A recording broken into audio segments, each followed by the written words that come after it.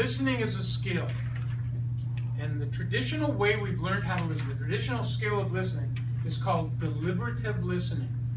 And deliberative listening has different phases. First, you focus on the words, then the situation, then you try to understand the speaker, then you get a meaning of what's going on. And this comes from when we were little kids. Remember how you taught little kids certain words to help meet their needs? You know, and milk, cookie, that's right. My son spoke Martian when he was young, we condensed. He'd ask his mom for a bebe kakadu, which is a peanut butter cracker.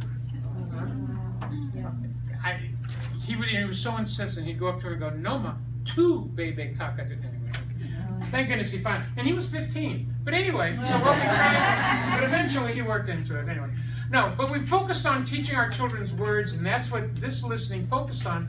Were they saying the right words to have their needs met? It's called deliberative listening. But there's another way of listening called empathic listening. Empathic comes from the word empathy. What is empathy? Actually, you feel for them. You understand their feelings. You get in touch with them. And so here it says you get involved with the speaker first, situation, words, and meaning.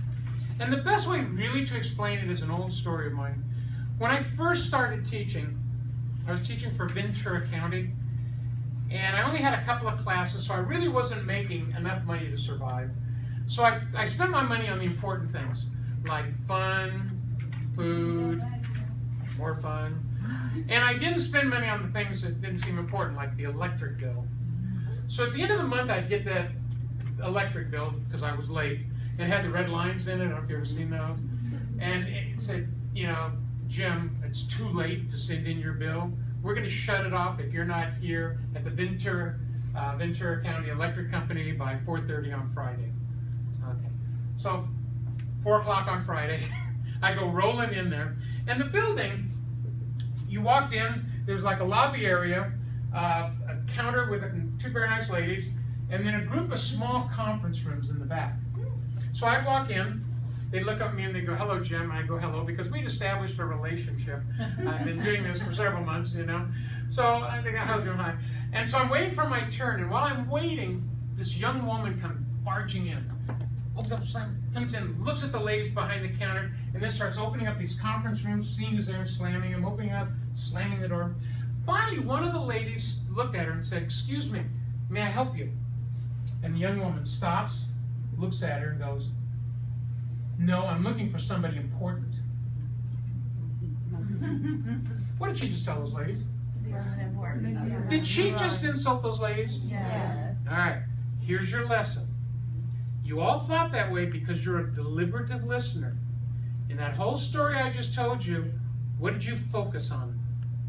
The words she said. Words, then you went through the process. No, I'm looking for someone important. Whoa, insult. Well, I'm here, of course, going, oh, this is going to be good, because I have no money for entertainment.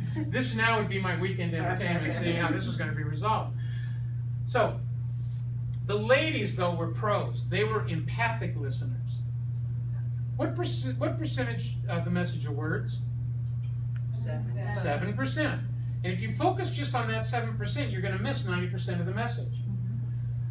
What a lady comes barging in, glaring, slamming doors. Do you think she's in control? No. Do you think she needs help? Yes. So now you've got a helpless, out of control person, some sort of hostility, and within that context, she says she's looking for someone important.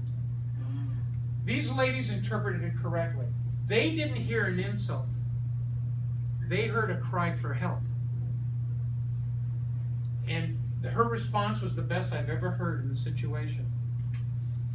She looked up at this lady and said, if you tell me what's wrong, I'll find someone important enough to help you. Is that impressive? Yes. I mean, you think of the type of things you guys go through with the hostile people and stuff. She knew she wasn't being insulted. She knew this lady needed help. It was a very inappropriate cry for help. The words could have been chosen better, but she looked at the whole picture. And that's what empathic listening is. Do you always say what you mean? No. But if I only listen to the words, I only get that part. This became really useful also with teenagers. My kids would say some horrible things. But then you look at what they're going through, insecurities, hormonal imbalances, all those sort of things. Yeah, they have no idea what's going on. And so they're going to say things that might not be award winning. So anyway, I sat there, the lady came over, she told her that she had paid her bill, but they didn't have a record of it, they wanted more, but she didn't have any more, and they were going to turn off electricity, her family was going to freeze, and then she just broke down crying. The lady was able to help her and send her on her way, because that wasn't the message.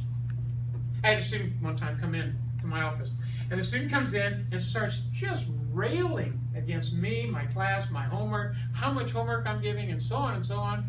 And I just took it for a while, and I go, okay, what's wrong? Because it wasn't right. And it turned out her boyfriend had just left her because she wasn't spending enough time with her. She was all depressed about everything. My door happened to be open. She had to vent. So we talked about stuff and what she could do, repair it, and so on. But it wasn't the words. She needed help again. She was really struggling. So she goes on her way. Another teacher comes into my office and says, I would never let a student talk to me that way. I go, well, you really didn't hear her. And that was the key. So first, try to figure out the person, and then put the words within that context. And what that'll do will be help you get a more accurate message of what's going on, instead of just listening to the words. Make sense? Yes. All right, great.